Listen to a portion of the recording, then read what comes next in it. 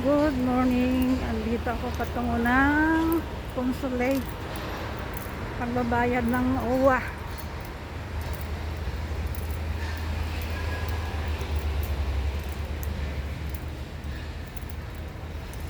Magbabayad sa OWA.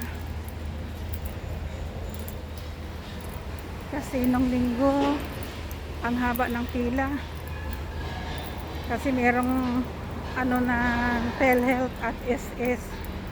Sobrang daming tao.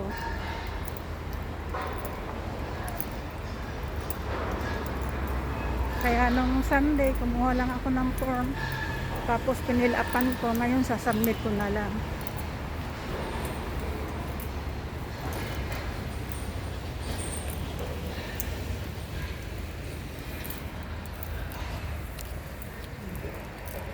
Malayo-layo yung lalakarin ko. Pero okay lang dahil exercise din naman.